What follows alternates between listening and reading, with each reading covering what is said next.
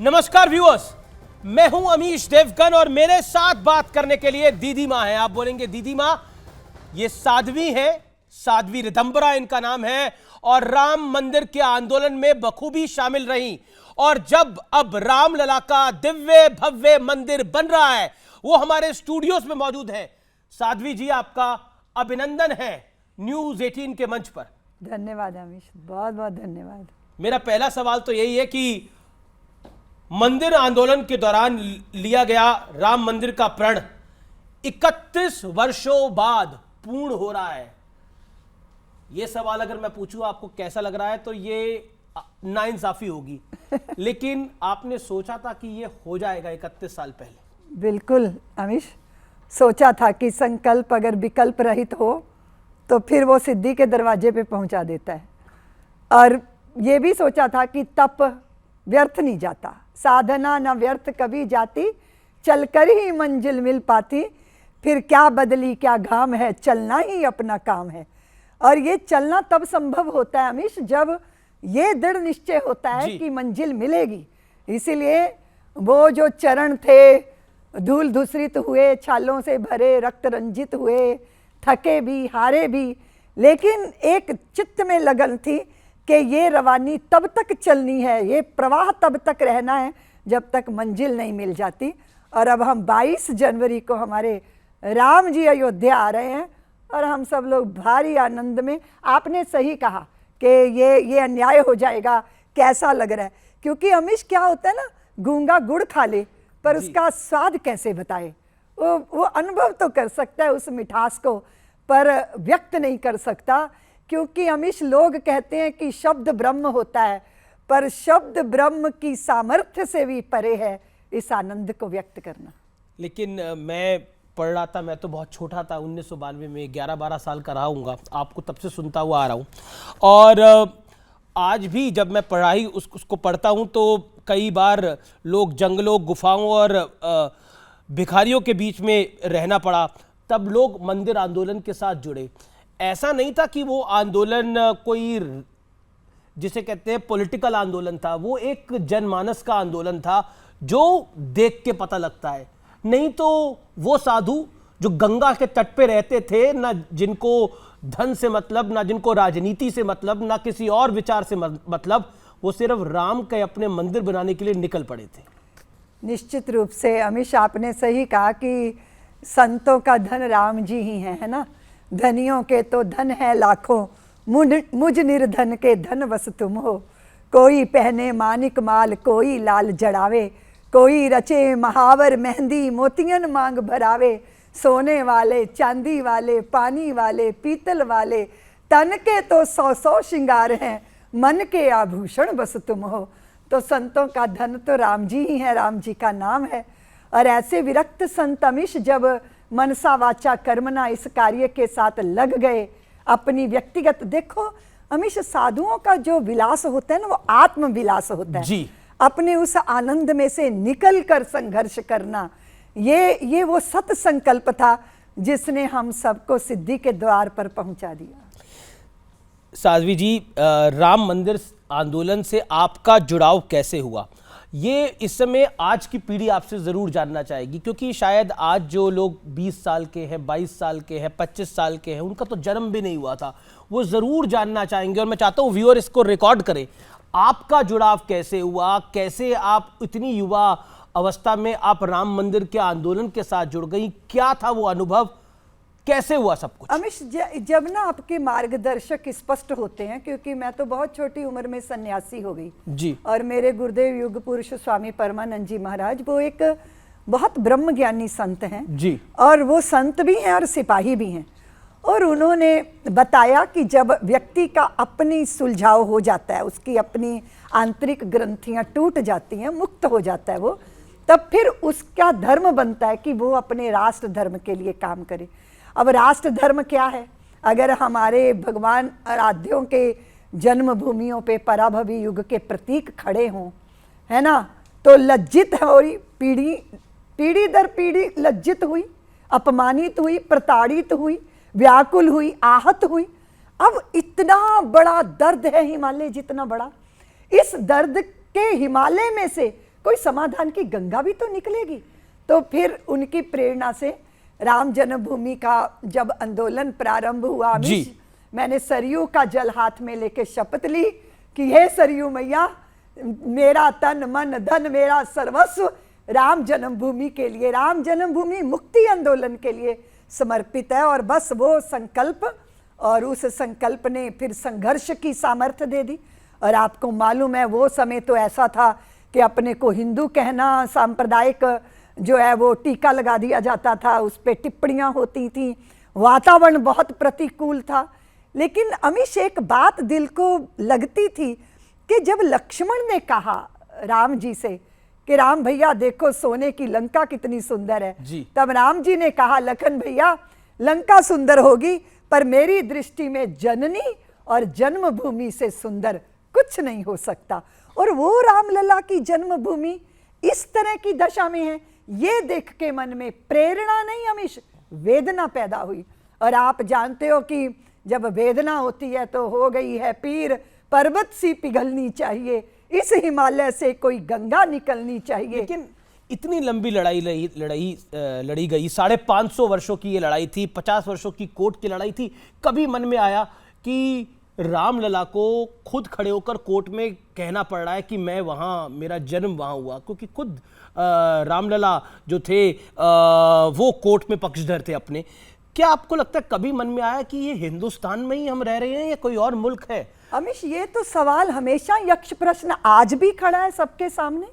जब इस तरह के विरोधी स्वर बुलंद होते हैं तो लगता है कि भारत की जड़ों से, भारत की धरती से, भारत की परंपरा से ही जुड़ के अपने सौभाग्य को अनुभव क्यों नहीं किया जा रहा? क्यों परखियों को सिर पे चढ़ाया जा रहा है? क्यों अपने आप को नहीं पहचाना जा रहा? और क्यों राजनीति इतनी हावी हो जाएगी, तुष्टीकरण की राजनीति हो, वोट की राजनीति हो? ये सारी पीड़ाएं, ये सारी वेदना तो रही कि भाई देखो अपने ही देश में राम जन्मभूमि के लिए 500 साल लड़ना पड़े। इससे समझ में आता है कि अपने ही घर में शरणार्थी होकर जीने का या फिर उपेक्षित होकर जीने का दर्द क्या होता है। क्रिटिकल क्वेश्चन मेरा है आपसे साध्वी जी कि बीजेपी पे आरोप लग रहा है कि ये श्रेय लेना चाह रहे हैं, नरेंद्र मोदी पर, अमित शाह पर, इन सब पे आरोप लग रहा है, जेपी नड्डा पर, कि ये लोग क्रेडिट लेना चाह रहे हैं, ये क्रेडिट की भूखी है बीजेपी असल में। क्योंकि आपसे बेहतर इसका जवाब कोई नहीं देगा, श्रेय किसको मिलना चाहिए इसका? अमित श्रेय तो सबको है, उनको भी है जो कार सेवकों ने बलिदान दिया। सबसे पहला श्रेय तो उनको है ना, जो माताओं ने अपने अंगूठे के रक्त से अपनी संतानों के माथे पे तिलक किया अमीश कि जा पुत्र, तू अगर राम के काम आ जाएगा तो मैं धन्य हो जाऊंगी। श्रेय तो उनको जाना चाहिए ना जिन्होंने मांग के सिंदूर न्योछावर किए हैं, उनको भी तो श्रेय जाता है ना, जो उन भाइयों को खो चुकी हैं बहनें, जिन कलाइयों पे रक्षा सूत्र बांधती रही। तो ये और बाकी रही भारतीय जनता पार्टी के तो श्री लाल कृष्ण आडवाणी जी राम रथ लेकर निकले थे, उन्होंने कितना बड़ा आंदोलन को समर्थन दिया। बाकी गालियां दे रहे थे, प्रतिबंध लगा रहे थे, कोस रहे थे और वितंडावाद कर रहे थे। भारतीय जनता पार्टी के अध्यक्ष थे उस समय श्री लाल कृष्ण आडवाणी, और राम रथ लेकर निकले थे, इसलिए उनको भी श्रेय जाना चाहिए। और फिर सबसे बड़ी बात है हमेशा, जब देश के प्रधानमंत्री नरेंद्र मोदी जी ने भूमि पूजन के समय रामलला के सामने दंडवत प्रणाम किया। वो तस्वीर है मेरे पास, क्या दृश्य था वो, क्या दृश्य था। देवता पुष्प वृष्टि कर रहे थे। हमने बहुत दंश झेले हैं हमेशा। इस देश के अंदर राजनीतिक गुलामियां रही होंगी, पर कभी भी भारतीयों ने अपनी चेतना को गुलाम नहीं होने दिया। संतों ने कहा, संतन को कहा सीकरी सो काम, आवत जात पनहिया टूटे विसर जात हरि नाम।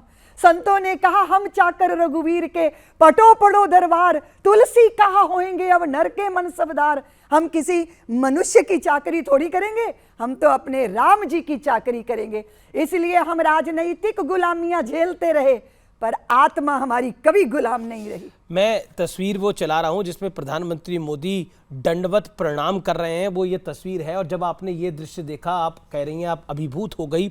जब निर्णय आया रामलला के पक्ष में, तब भी आप अभिभूत हो गई होंगी।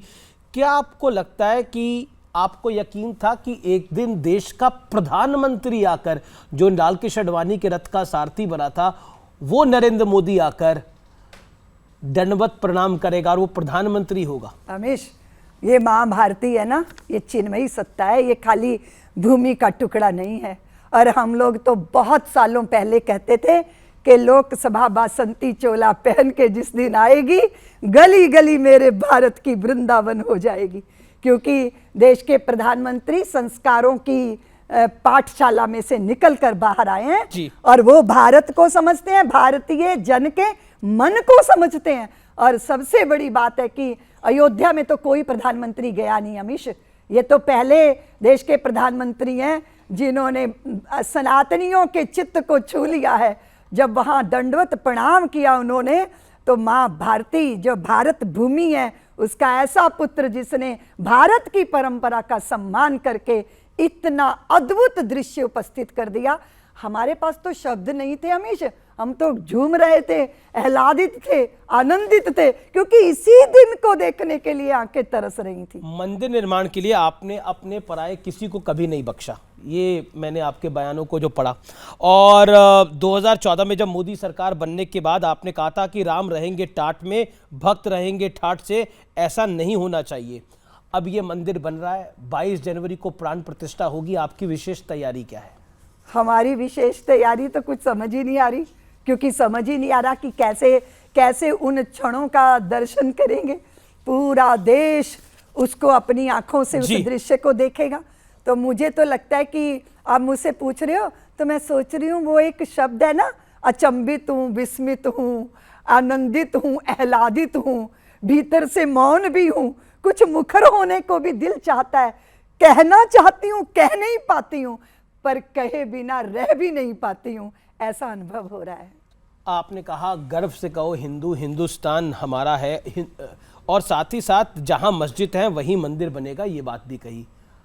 अब ये मंदिर संपूर्ण हो गया है, बन गया है, तो आपको एक भावुक पल भी आता होगा कि वो वक्त था जब मंदिर की कोई बात नहीं सुनता था, अब सब लोग मंदिर जाना, सब कह रहे हैं कि हमें न्योता आना चाहिए।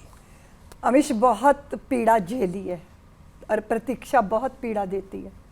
और अगर आप गली गली गांव गांव लोगों को घूम घूम के प्रेरणा देते हो कि आप आओ अयोध्या, आओ अयोध्या, और फिर वहाँ बलिदान होता है और उसके बाद मंदिर का कोई समाधान नहीं होता, तो कैसा अपराध बोध होता है।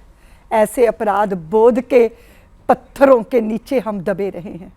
इतनी हताशा, इतना विषाद चित्त में कि ये सारे तप, ये सारे संकल्प, ये क्या अधूरे रह जाएंगे। तो बिहवल होके राम जी से प्रार्थना करते थे, राम जी आप ही उद्धार कीजिए, भारत के अंदर कुछ इस तरह के वातावरण का निर्माण हो।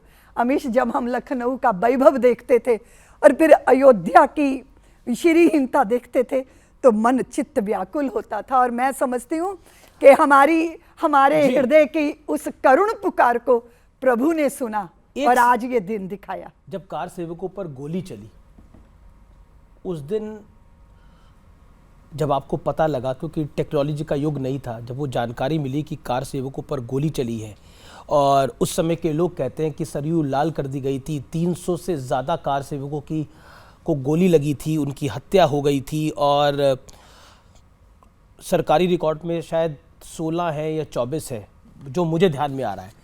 क्या कहना चाहती है उस पल को याद कर? हमेशा हम तो उस समय जब वहाँ से निकले अयोध्या के लिए तो हम वेश बदल के निकले, लेकिन कानपुर में पुलिस ने हमको पकड़ लिया था और फतेहपुर जेल में कैद कर दिया था। लेकिन आप देखो कि रामचंद्र परमहंस जी महाराज दिगंबर अखाड़े की छत जो थी, उस पे स्वामी वामदेव जी महाराज और पांचजन्य के पहले संपादक भानु प्रताप शुक्ल जी और भी संत, विरक्त संत खड़े थे। अपनी आंखों के सामने अपनी संतानों के इस उत्सर्ग को देखना कितनी पीड़ा देता है, कितना दुख देता है। तो ऐसे विरक्त संतों की आत्मा, और उसमें जब व्याकुल आत्मा, पीड़ित आत्मा में से जब आह निकलती है ना अमीश, तो वो बड़े बड़ों को ले डूबती है। क्योंकि वो ऐसे निहत्थे कार सेवक थे जो सिर्फ राम जी के लिए अयोध्या आए थे। उनकी छाती पे गोलियां उतारी गई, सरयू का जल कितना रोया होगा, अयोध्या की गलियां कितनी उस समय व्याकुल हुई होंगी, उसकी कल्पना करके भी हमारी आत्मा सिहर जाती थी। लेकिन आप जानते हो अमीश, पुष्प तो बहुत खिलते हैं, मुरझा भी जाते हैं, जो भगवान के चरणों में चढ़ जाता है हम उसको सार्थक मानते हैं, लेकिन इस तरह का बर्ताव राजनेता करेंगे ये कभी कल्पना नहीं थी। और उसने चित्त को इतना व्याकुल रखा। और मैं तो अमीश सच बताऊं, मेरे उस विषाद को, उस दुख को अगर मैं वात्सल्य की सृष्टि खड़ी करने में ना लगती तो शायद बहुत गहरे अवसाद में चली जाती। क्योंकि लेकिन ये बात जरूर है अमीश, मेरी तो बलिदानों की परंपरा 500 साल पुरानी है। स्त्रियों के बलिदान हुए, अखाड़ों के नागा साधुओं के बलिदान हुए, तरुणों के बलिदान हुए। 500 साल हमने अपनी उस आस्था की ज्योत को जगाए रखा। और आज वो प्रताप है उसका कि हम 22 जनवरी को अयोध्या राम आ रहे हैं। तो इस बात का ये हर्ष आनंद है कि वो सारे तप, वो सारे बलिदान, वो सारी कोशिशें राम मंदिर निर्माण के साथ सफल हो गई और सार्थक हो गई। आपको याद है जब गुम्बद गिराया गया, आपको वो वक्त याद है, उस पर आप क्या कहना चाहती हैं? क्योंकि उस विषय को लेकर पी कल्याण सिंह की सरकार तो चली गई थी और तत्कालीन गृह मंत्री चौहान साहब ने उन्हें फ़ोन किया था कि क्या हालात हैं, तो उन्होंने बोला हालात तो ये हैं कि गुम्बद में डैमेज हो गया है लेकिन मैं गोली नहीं चलाऊंगा। क्या आपको लगता है उस समय जो हालात बने थे और कल्याण सिंह की सरकार चली गई थी, बीजेपी की 3 सरकारें और बर्खास्त कर दी गई थी? अमीश, उन्होंने बहुत सुंदर बात कही थी कि मैं श्री राम जी के लिए हजारों सत्ताएं न्योछावर कर सकता हूं। कुछ लोग ऐसे होते हैं अमीश जी जिनके लिए सत्ता साधन होती है, साध्य नहीं होती। सत्ता का सत्य ये है कि वो साधन हो और सत्य को समर्पित हो। दूसरी बात यह है कि इतने बड़े बलिदान, इतने बड़े उत्सर्ग, इतना बड़ा साहस, इतनी बड़ा त्याग और तितिक्षा, उसका ये प्रतिफल था। और मैं समझती हूँ कि कोई संगठन, कोई संस्था की योजना नहीं थी अमीश जी, ये तो नियति और नियंता के द्वारा निश्चित की गई योजना थी। एक एक कार सेवकों के भीतर जैसे पवन पुत्र हनुमान प्रवेश कर गए हों, वो कोई योजना के अंतर्गत नहीं हुआ, वो नियति के द्वारा निश्चित था। कैसे कार सेवक राघव के रणंजय बन गए और माधव के धनंजय बन गए। जो कील अवध के सीने में सदियों से पड़ी कसकती थी और लज्जित थी पीढ़ी दर पीढ़ी, जीवन को शाप समझती थी, ऐसी तो दशा थी। लेकिन वो घटना घटी और उसके बाद उसकी भूमि के अंदर मंदिर के साक्ष्य प्रकट हो गए। राम जी की लीला थी। और मैं तो अमीश जी सदैव एक ही बात कहती हूँ कि राम जी करा रहे हैं, राम जी का काम है, राम जी के काम में काहे का विराम है। जिंदा रहे तो जग जीवन ललाम है, मर भी गए तो रहने को स्वर्ग धाम है। हमको तो काम बस राम जी के काम से, और राम जी का मंदिर बनेगा धूम धाम से। ये वो संकल्प, विकल्प रहित संकल्प, और आज हम हैं सिद्धि के द्वार पर। जी, लेकिन एक दौर था आप पे भी बड़े सारे केस थे, आपको भी पुलिस लेने पहुंच गई थी और आपने छत से छलांग मारी थी, ये कहानी भी पढ़ी है हमने। हाँ जी हमेश, ये ऐसी कहानियां तो इतनी ज्यादा है। ललितपुर के अंदर मुझे जो है पुलिस पकड़ने आ गई और संगठन की ये निर्णय था कि पुलिस ना पकड़ पाए और जागरण करना है, तो कैसे कितना बचना पड़ता था। मैंने उस घर के अंदर साड़ी पहनी और घूंघट निकाला, 1 साल का बच्चा गोदी में उठाया, 1 किलोमीटर पैदल पुलिस के बीच में से निकल गई और बाद में कार्यकर्ताओं के द्वारा वो बच्चे को उसके घर पहुंचाया और मैं अगली सभा में पहुंच गई। तो उस बच्चे से कभी मुलाकात हुई? बोला तुम्हारा भी योगदान है राम? हाँ, उस बच्चे से मुलाकात हुई। उसकी माँ ने बताया कि तू साध्वी की गोद में चढ़ के उनका रक्षा कवच बन गया था। और फिर आप देखो अमीश, रक्षा कवच कोई कैसे बनता है, वो चाहे भेष धारण करो, चाहे अभी पुखराया में सभा करते करते मैं पहुंची, उत्तर प्रदेश में मेरे पे प्रतिबंध था, तो पुलिस से बचने के लिए मैं अपने, कौन से साल की बात है ये? सन और वो मुझे याद नहीं जी, है। जी।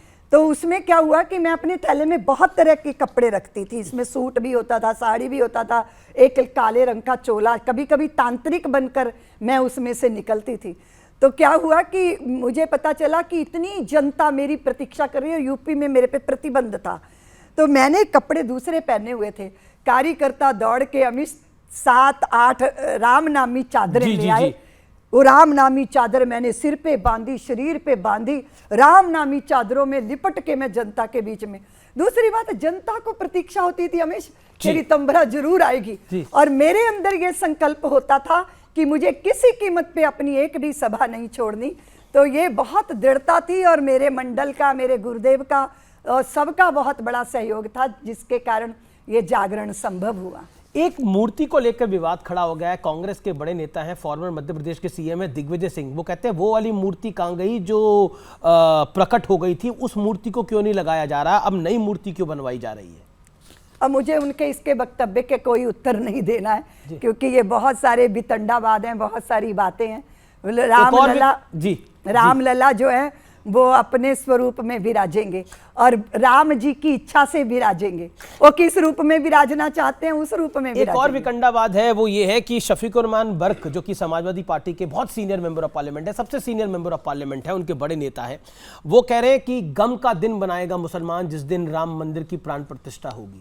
मुझे लगता है नेताओं को गम होगा, लेकिन आम जनता सब जानती है कि जन्मभूमि राम जी की है, और उनको उनका अधिकार मिल रहा है, और रामलला ने अपने अधिकार को कोर्ट की लड़ाई लड़के प्राप्त किया है। ये भी तो आप देखो कितनी विचित्र बात है इस देश के अंदर, ये भी तो देखो आप। लेकिन मैं ये सवाल इसलिए पूछ रहा हूं क्योंकि सैम पित्रोदा हैं, गांधी परिवार के बेहद करीबी, उन्होंने बोला कि मुझे बहुत देख के पीड़ा हो रही है कि भारत का प्रधानमंत्री मंदिरों में जा रहा है और पूरा देश जो है वो सिर्फ राम मंदिर के नाम पर अटक गया है। नहीं, राम मंदिर हमारी ऊर्जा है, हमारी प्रेरणा है, राम हमारी सक्रियता है अमीश जी, राम हमारे सर्वे भवन्तु सुखिना की भावना है, राम परिस्थिति चुनौती को स्वीकार करके अपराजित पौरुष का प्रतीक है, राम जन जन के मन में उतरने वाली औषधि है अमीश। तो वो ताकत है हमारी, जिससे हम भारत को भव्य भी बनाते हैं और भारत को दिव्य भी बनाते हैं। राम मंदिर के में प्राण प्रतिष्ठा प्रधानमंत्री मोदी को नहीं करनी चाहिए। विपक्ष के कई नेता, कांग्रेस के नेता, सपा के नेता और कई पॉलिटिकल पार्टी के नेता, उद्धव ठाकरे की पार्टी के नेता, तमाम लोग ये बात कह रहे हैं। आप क्या कहना चाहती है कि देश के प्रधानमंत्री को वो हक नहीं है? देश के प्रधानमंत्री को हक है बहुसंख्यक समाज के हृदय की भावनाओं का सम्मान करना, और वो ये जानते हैं। इसलिए मैंने कहा वो भारतीय जन के मन को समझते हैं। हमें आप बहुत सारी सड़कें दे दो अमीश, बहुत लंबे लंबे फ्लाईओवर दे दो, सारा विश्व जो है इसी भव्यता से भरा हुआ है, लेकिन भव्यता के पीछे अगर दिव्यता नहीं होगी ना, तो व्यक्ति सुविधाओं में तो होता है पर सुखी नहीं होता। तो देश के प्रधानमंत्री सुविधा भी दे रहे हैं और सुखी करने का प्रयत्न भी कर रहे हैं। लेकिन आरजेडी की लालू यादव ने तो रथ रोका था अडवाणी जी का। उनके बेटे कह रहे हैं कि जब बीमार पड़ोगे तो मंदिर थोड़ी जाऊंगे, अस्पताल जाना पड़ेगा तुम्हें। लेकिन अमीश, उनको तो ये भी पता है कि जब डॉक्टर हाथ खड़ा कर देते हैं तो फिर वो यही कहते हैं राम जी से प्रार्थना कर लो तभी स्वस्थ हो। मैंने ये बात बोली थी तो मेरे पीछे पड़ गए थे सब लोग, लेकिन बहरहाल आपके जवाब ने उनको भी उत्तर दे दिया होगा। पहले तो पूछा गया कि राम किस कमरे में राम की मां ने राम को जना, कांग्रेस के नेता ने यह बोला था।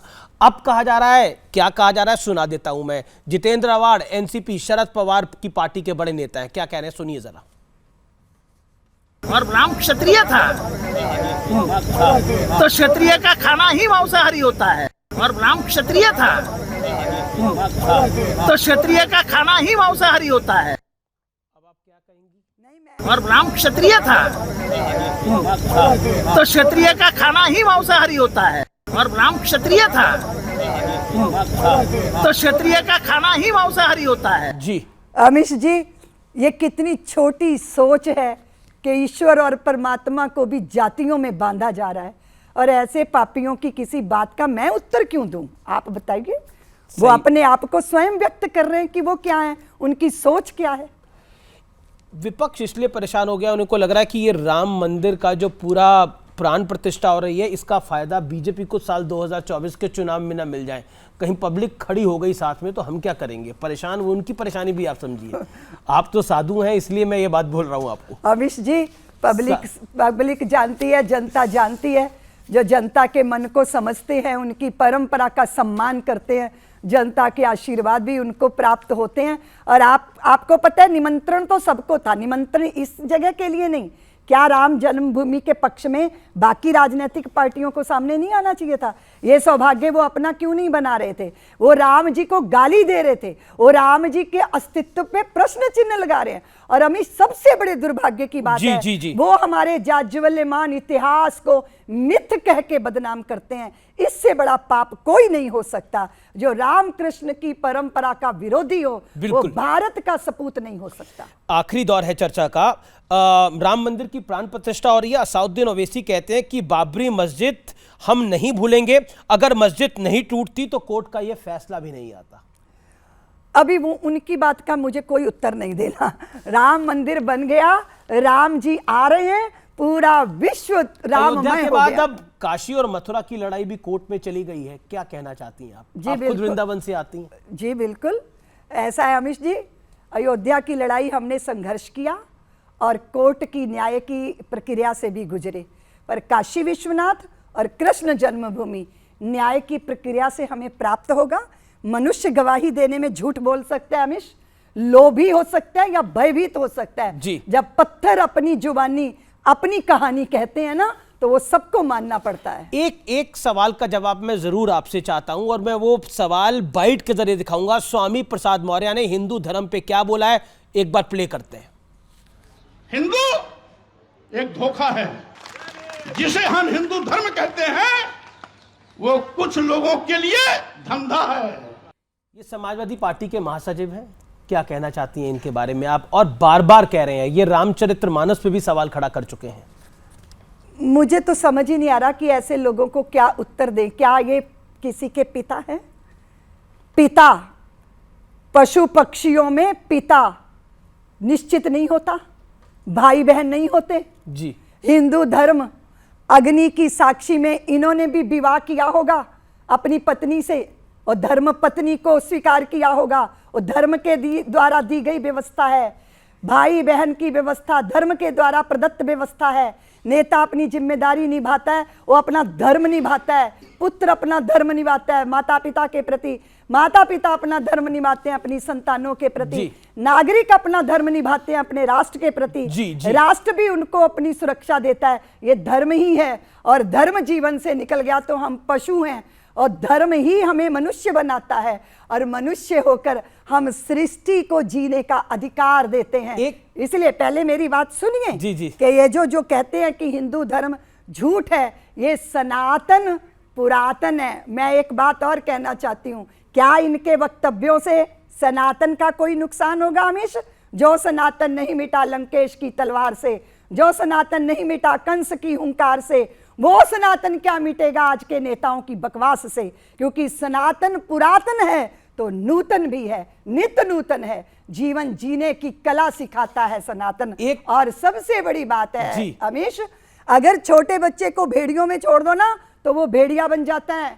संस्कार ही उसको मनुष्य बनाते हैं, और धर्म यही संस्कार देता है कि हम मनुष्य बने, संवेदनशील बने, अपनी धरती को सच्चे श्यामला बनाकर रखें, और कर्तव्यों का प्रभु श्री राम की तरह कर्तव्य पालन करें। बहुत बहुत शुक्रिया आपका साध्वी जी, आप हमारे मंच पर आई, आपने अपनी बात को रोका। बहुत बहुत अभिनंदन आपका, बहुत बहुत धन्यवाद। धन्यवाद अमीश, आपको बहुत बहुत धन्यवाद।